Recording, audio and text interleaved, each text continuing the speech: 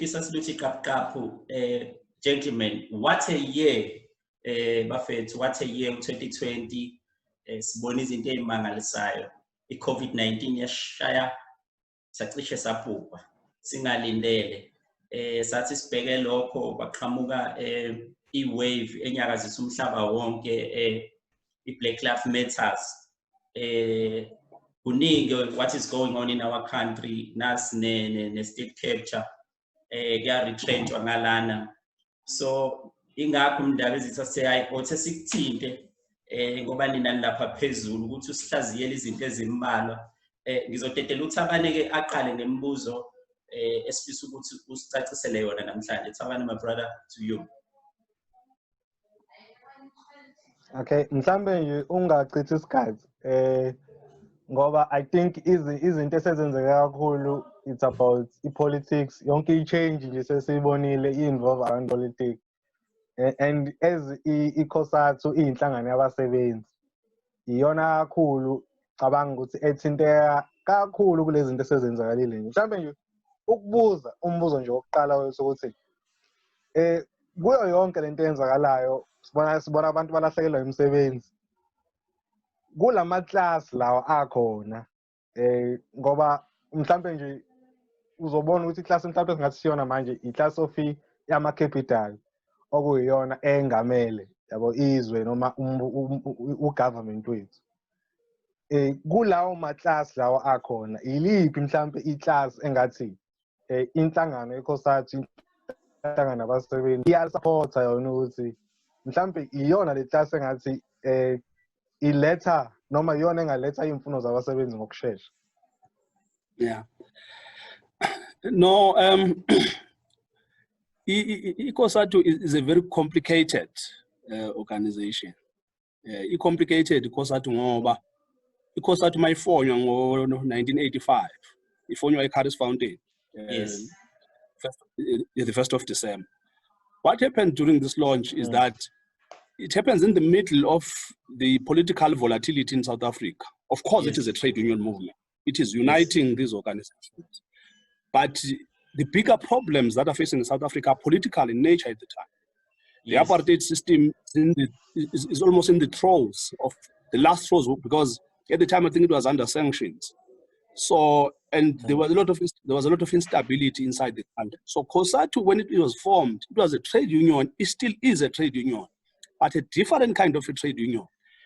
The first president of COSATU, Comrade Elijah Bahai, in his speech, in his speech, he actually made a political speech, opening a COSATU for the first time. So that is where the DNA of COSATU and politics comes from, is that there are many federations in this country, trade unions and federations, that are not political. What keeps a COSATU in its position is that DNA, that it links community struggles and workplace struggles. It knows that you can win victories. Let me make an example. Yes. You can work at a factory level, a union represents you, you get a wage increase. Then a policy gets developed by a government that repeals that income. For an example, we saw a VAT increase, I think, in 2017. At the center of that was that if you are a petrol attendant, you had just received an increase. It's a small increase. You were hoping that at least it was going to make a difference from the money you spend on transport and food. All of a sudden, the basic commodities are increased through political policies. So that's where this whole thing of linking community struggles and workplace struggles and linking politics and trade unionism, you can't divorce the two, because policies affect you as a worker. If, for an example, there's a fuel price hike and an electricity price hike, all of those things are going to impact on you as a consumer first and as a worker. So what you try to do as COSATU is to make sure that we negotiate at a workplace level, but we pay attention to things that are likely to threaten whatever gains you are making by participating, because our mantra is that politics is too much important to be left to politicians. Yes, so, but that's very true. an organization of the working class, but what we are trying to do is to have a seat at the table, is to try to make sure that when they talk, when they discuss, whatever they are talking about, they are able to listen to us, and that is really where we are. But generally, we are a working class organization, and as you rightly pointed out, COVID-19 and everything that we are witnessing now is really putting a lot of strain on the working class.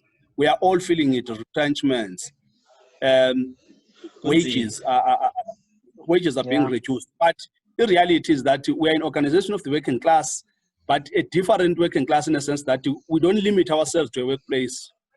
If there's a community protest, the COSATU will participate, will find a way of asserting itself, because we believe that a worker at a workplace level, it doesn't just start and end at a workplace level. On your way home, you also need some kind of representation.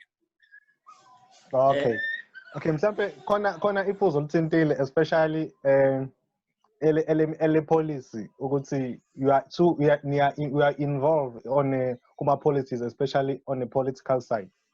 So as ni ama alliances, as ni alliance ne ANC, mhlambe imandate yakho as a workers organization, mhlambe ikhona yini mandate contradictayo noma thothi mhlambe imandate offer i-alliance as i-ANC iphusha imandate contradictor mhlambe imandate yini as a COSATU? Actually, the history of COSATU, if you go back, the COSATU wasn't part of the alliance, because remember, the ANC is in exile. So the first Congress that formed the alliance was in 1991.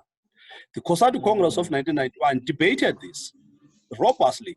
In fact, half of the members of COSATU said you cannot reprimand and represent at the same time, meaning that when the ANC was going to be in power, they said, yeah, but as COSATU, if you participate in ANC, you will be wearing one hat where you say we represent workers. At the same time, exactly. So they say, yeah, this is not going to work. It's going to confuse people. In 1991, but the consensus was, let's stay inside. Here is why. They looked at the experiences of African liberation movements, not just African, but of liberation movement, be it in Latin America, where trade unions were centrally in deposing colonialism. But then they abandoned the politics. They went back and said, no, we're living here. Now we are going to represent workers. They left governments, and those governments turned into dictatorships. Those governments became right-wing organizations. So there was that fear. We have seen it. A good example is Zimbabwe. In Zimbabwe, the ZANU-PF is actually was born out of ZCTU, which means we learned from that later on, they realized that it was a mistake to abandon politics, because now their own livelihoods were being destroyed and they didn't have a seat at the table.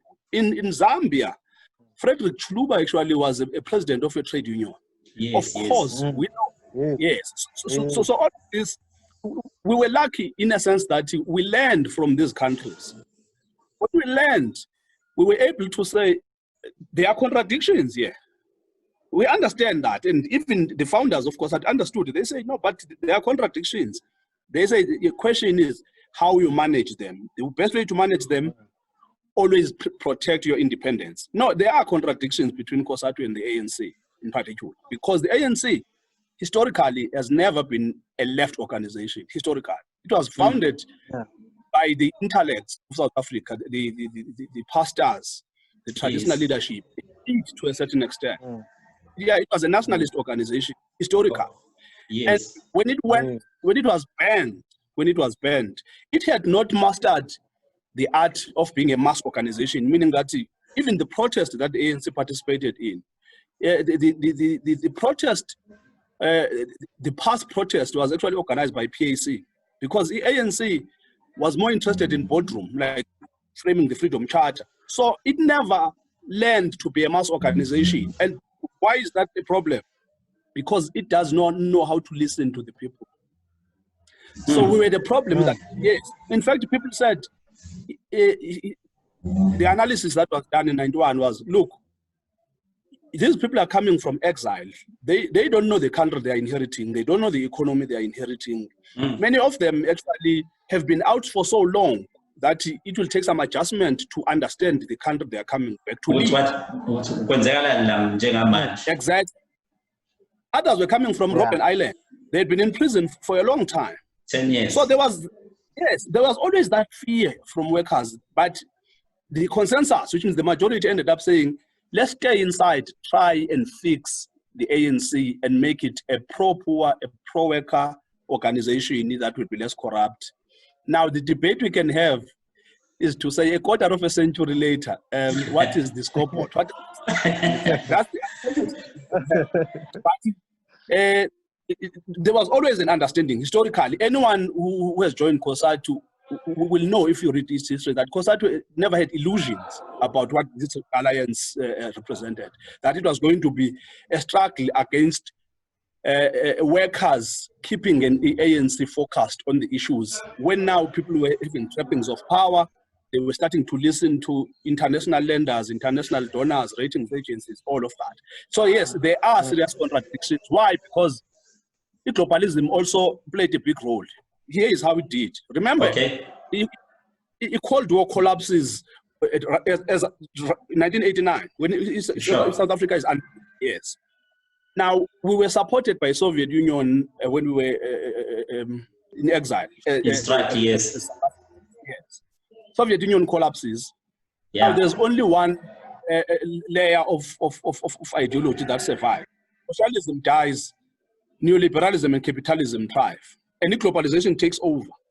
There are two problems in South Africa. Firstly, we negotiated a terrible deal because we didn't have people who were negotiating with us in good faith. We were still talking about nationalizing mines. They were just shaking their heads, saying that thing is over now. Number two, we were under sanctions from early 80s all the way to 1989. Yes. So when we tried to open our own economy, the world was starting to change and change fast. So these are the problems. These are the foundational problems actually that continue to complicate the relationship that we've built. Iyangithinta secretary lo ithintayo ukuthi i-ANC ayikaze ibe kahle kulaleleni abantu. Iyangithinta leyo, but kuyangicacela ezokhuluma ukuthi siyawadinga womabili lama organization. Siyayidinga i-union, i-COSATU, siyayidinga nayo i-ANC. But namhlanje ingakho sistika ikakhulu esayidini lenu as ama-unions, abantu abamele thina abasebenzi, ukuze siyithathe lento le siyiphuthe out there, abantu bazi ngayo in details, babe ne-understanding. So ingakho sibuza about lama mandates. I think nje kuleli phonto olithinte loqeda ukuchaza ngalo, njoba ngithi liyangithinta, kwi-last conference, Nazareth conference, abantu bakhulume babeka obalo ama-resolutions abawafisayo nge-ANC ukuthi bawabone i-ANC wa-achieve. La sikhuluma ngo-nationalization of land, sikhuluma ngo-creation of state bank, kanjalo kanjalo. Asikaze size lutho until now. Yeah. Ubuhlungu kunzima, asazi senzeni. But ke asiqhubeke, nginombuzo la about i-state capture. Yeah. Iyela kuma-billions njengamanje ngikhuluma nawe, siyasidinga, sibalekile ukuthi sibe khona, but uma imali espendwa kule commission isingaka, umbuzo wami uthi, is it that fair kuma taxpayers?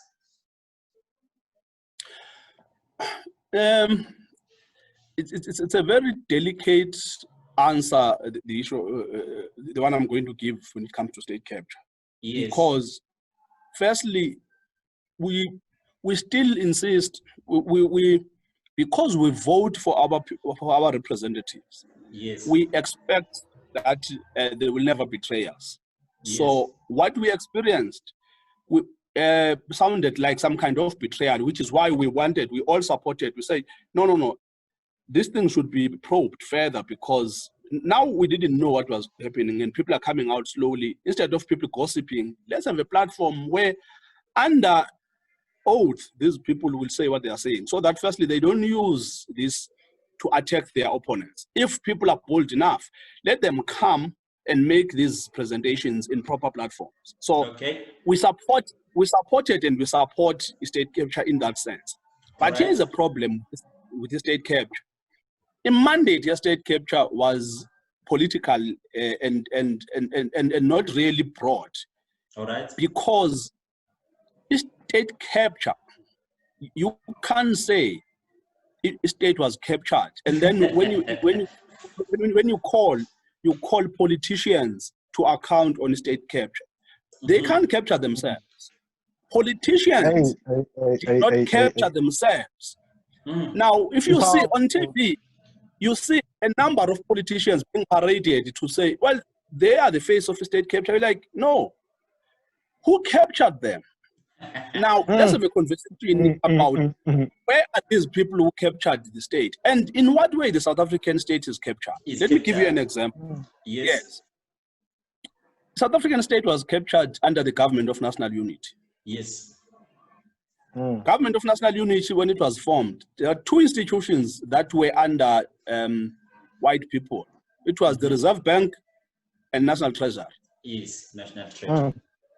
First thing that National Treasury and the Reserve Bank did was to cancel the exchange controls of 1933 that had been in place under apartheid. That stopped people taking billions of money out of the country without proper authorization. Yes, yes. When that was cancelled in 1996, Old Mutual left, Anglo-American left, USA left. They are all listed in London. They are South African by names, but now they are listed in London. Now, since then, this country loses 80 billion rand annually through illicit financial outflows, which is the money that is taken out of the country. Paying tax. That paying tax is the sector that captured the institutions of the state, manipulated them to a point where they removed the obstacles that were supposed to protect the economy and the people, and now they have a free reign. When they take 80 billion a year, nobody asks, where is the tax? How are you allowed to take, even in a casino, they are stricter than we are. That is the real estate capture we're talking about. The mining sector, for an example. United Nations comes in 2015, it says South Africa between 2001 and 2014, it under-invoiced government to the tune of 1.2 trillion, meaning they were undercutting government by saying if they export 50 billion rand of gold, they will say, well, it was 30 billion, which means they pay tax at a rate of 30 billion and they get away with that. That was never investigated. It was never investigated. Raised it. Do you know the response came from SARS and National Treasury? He said, that's not true. United Nations is wrong. We said, did you investigate it? They said, no, the Mineral Resources Council, which is a body that represents miners, has actually written a report. That is the real estate capture that we would like this commission to focus on. Because on a daily basis, billions are taken out of the country, people are invoicing the state, and the money that is being looted, it is looted by the private sector. Here's another example. All right. Read on the report. And annually, we lose about 32 billion on consultants, municipality, provincial government, national government, and SOEs. Why is everything dysfunctional when we spend so much money on private consultants? What are they doing? We spend 30 billion for the last 5 years. Municipalities, all of them are dysfunctional. All, I mean literally all. Wow. If you look at provincial administrations, yes, all of them, provincial governments are failing to account. National governments, look at the SOEs. Yet no one is talking about the fact that private sector consultants continue to billions out of these institutions. Now that is the state capture I would like to see, because if you are paid, let's see the result. If you are paid without the results, that's corruption. That is you capturing the institution to enrich yourself. So that's why I said I'll give you a much more nuanced answer, because I support the idea of people being allowed to expose to us things that they say they are aware of that took place. As citizens, we have a right to know. Yes. Your point on the Yes. cost. Point on the cost. Yes, I also agree with you, because the history of commissions of inquiry in this country is really terrible. Look at what happened with the arms deal. Nothing, literally nothing happened. Let's look at the Marikana Commission of Inquiry. Yes. Nothing. Let's look at the PIC Commission of Inquiry. Nothing. So we have a history of commissions, but no one today can explain what happened after all of those commissions. So that's why I'm saying I'm cynical with the cost, because I've become cynical to a point where my expectations, it will be a wonderful surprise if something drastic happens, but I will not be shocked if nothing happens after all of this. And just to enye into sakhuluma ngendaba ilokhuzana state capped, and like South Africa we have 3 arms of state, which is judiciary, parliament, legislature. But it seems like, okay, just I need your comment, like, do you think even like the word state capped that is suits indlela i-inquiry esiqhube ngayo? I think asakaboni involve i-judicial in the parliament kule state capture. Item. And that's a very good point. In fact, it's one of the few things that at a personal level now frustrated me, because if you go back 15 years ago, our conversation was different. Remember, when crime has always been a problem in this country, there were people, I think, under Biggie, who started to flirt with the death sentence. Who said, no, let's bring back the death sentence. The reason why majority of people rejected the death sentence, we said, no, we cannot subject our people to a judicial system that is untransformed. We agreed. We said we inherited an apartheid design judicial system. So we will have to first transform it before we can even have a conversation about those kinds of things. That was almost 15 years ago, just before Polokwane or something. Yes. We are making on the judicial. There's no evidence that it has been transformed since then. Yet, all of a sudden, all of the disputes now are outsourced to the same judiciary, as if the transformation that was necessary, all of a sudden now say, forget about it. It was unnecessary. That is where some of the ruling, you find people objecting to them. We have had, we continue to have this debate of judicial overreach, because it is not transformed South African. We were clear as to what kind of transformation we wanted. It never yet been achieved. There are still traits of apartheid there. Of course, apartheid was good at court. Some of the people, even black faces who are part of the judiciary, have Bantu-stans. Chief Justice, for example, is Bantu-stan. So you could say here they served the system. So the transformation we were talking about included us introducing a new culture of looking at the judiciary. But that culture hasn't changed. But now we are over-reliant on the same judiciary to actually intervene on issues of politics. You ask a question, is state capture the term, the right term? No, it isn't. Like I said to you in my previous inputs, state capture means someone is capturing someone. So this time around, we are saying politicians have captured themselves, because we are not bringing the captures. They are not telling us the extent. Yes. So of course it was a political term because it was coined in an environment of politics. Sure. But the reality is that if we are to be honest about problems of South Africa and how to fix them, we are ignoring a lot of what we should be paying attention to. And for me, it's the causal relationship between the apartheid beneficiaries, the white economic power structure that still holds sway in this country, with part of the elite that has been co-opted. That cynical alliance, for me, is the most cynical alliance since the Nazi-Soviet pact of 1930s. Hey. Banzima kwashisa kulesihlalo. Secretary, angikudlulise lokho ukuthi without the idea yokusika yokuni-approacha bahlonishwa sizothola le information. Like the more ukhuluma is the more I realize ukuthi angazi kangakanani. Yeah. And as ukhuluma ihlo lami lile to my age group people, even abadala mhlambe kunami, of which asinayo le information. So with that information, we are in the darkness. We don't know where we are going and what we are doing.